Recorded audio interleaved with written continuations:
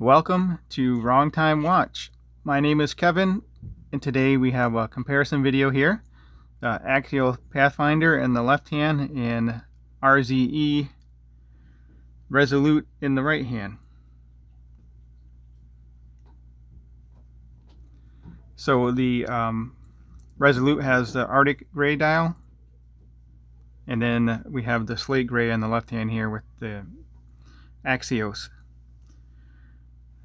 So similar kind of watches. I would consider these both field watches or everyday watch.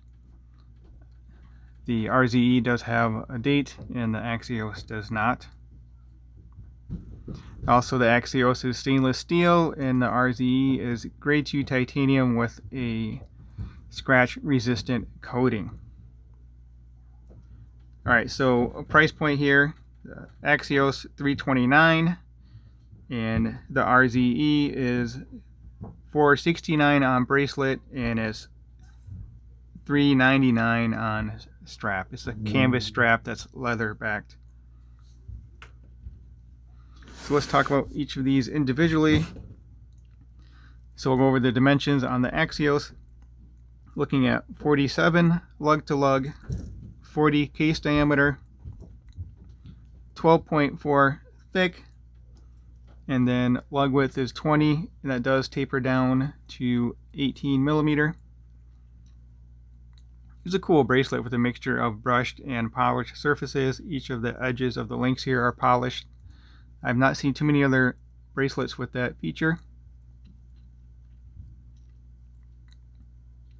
Case is also a mixture of brushed and polished surfaces. This is a little thicker than I would like for a field watch, but that's due to the Seiko NH35 movement that's in here. Also does have a signed crown. Pretty sure that's Lume. We'll check that out towards the end of the video here.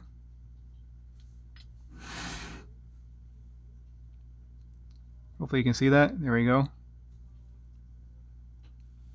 Yeah, I think it's a nice watch for the price, and it does have some engraving on the back here. Milled clasp. These two portions here are stamped though. And we have 6 micro adjusts, and these are screw links, solid end links and solid links. It does have that female link, which is great for a smaller wrist. Anyway, let's look at the engraving on the case back here. There's the Pegasus.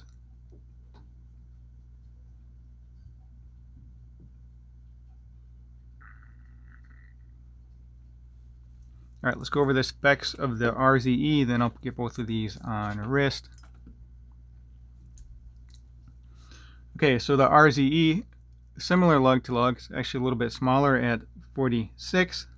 In case diameter is slightly smaller as well at 39.5. And the thickness is thinner, 11.6. And then the bracelet tapers from 20 down to 16, so very nice taper. Fits very well on wrist, and it looks good too. And these are H links. Solid end link, solid links. The case back bracelet is titanium, but the clasp is stainless steel. A little tighter, pull this one out here. There we go. So milled, and then these two portions are stamped. You do have 4 micro adjusts. No safety pusher buttons here like on the Axios. So you're just relying on the friction of that hook there, which you saw was pretty good friction. Took a little bit of effort to open this up. And you do have that safety class there to keep everything secure. And that does have the R on there for Rze. Oh, you got to talk about weight since this is titanium. So 90, let me put it back how I started the video.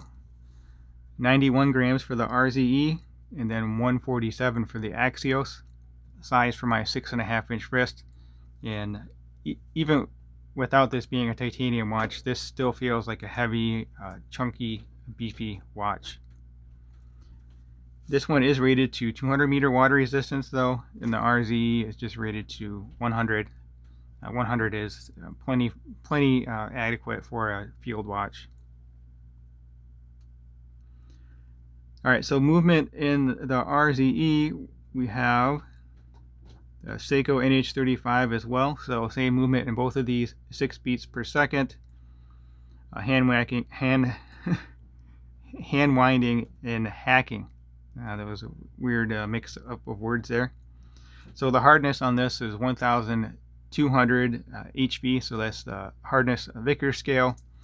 And then stainless steel on this is about 200 on the Vickers scale. So this is about 6 times harder. I don't know if I'd say it's 6 times more scratch resistant, but it is 6 times harder with that coating. Oh, we got about the crown size. So we have a 7.5 millimeter crown on the RZE. In the Axios, we have a 6.2 millimeter crown.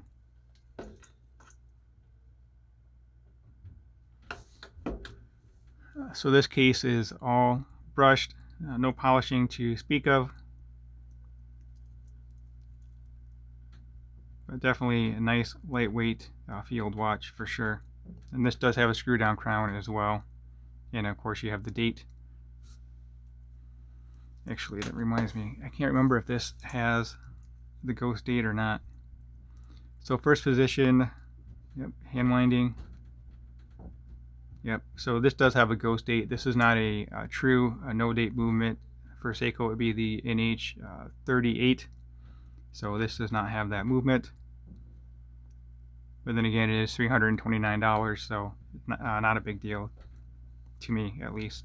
I know a lot of folks that means a lot to them, but it doesn't really bother me. And this does have drilled lugs for strap changes, but you know, with a titanium watch and a titanium bracelet, I would just prefer to have it on a titanium bracelet. But if you want to put on a rubber strap or something like that, it would be a little bit lighter even yet.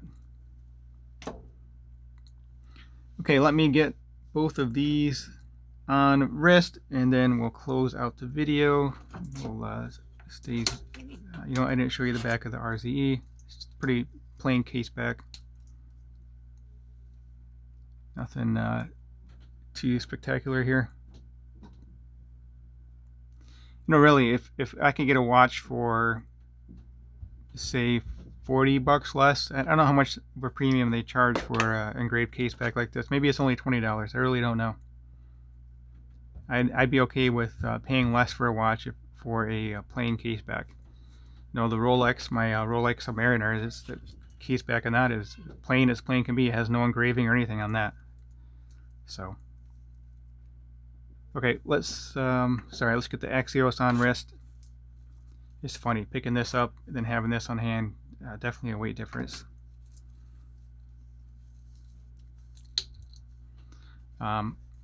This would be, I do like this bracelet, but it would be better if it tapered more.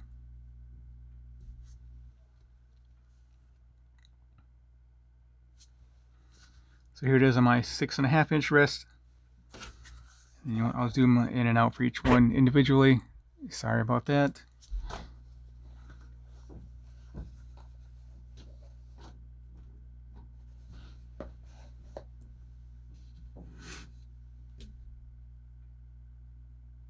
No, we'll just put the other one on wrist once we're zoomed out like this.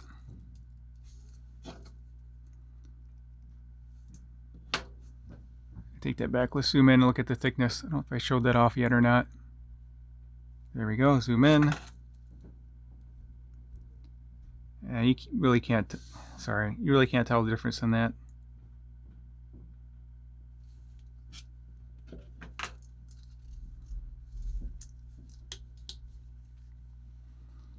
This one does feel more comfortable on my wrist as well. If it's because of the taper or the way the case back is, or the lightweightness of this, the lightness of it. All right, let's zoom out here. So let me know which of these two you prefer. If you like these type of videos, please consider subscribing and liking the video. Leave a comment below. And again, don't forget to subscribe. All right, let's pause the video and I'll come right back with the Lume. Alright, so I forgot to mention the Lume formulations, but on the Axios, which is on the left, is C3X1, and on the RZE, which of course is on the right, it is BGW9 Lume. As far as the Lume brightness, I would say the handset on the Axios is brighter, but then the indices on the RZE are a little bit brighter. It's hard to say. They both have good Lume, so can't go wrong with either one. Me personally, Lume isn't really one of my deciding factors. So, but if it's yours, you can see the comparison here between these two. And that will conclude this video. As always, thank you for taking the time. Thank you for watching, and goodbye for now.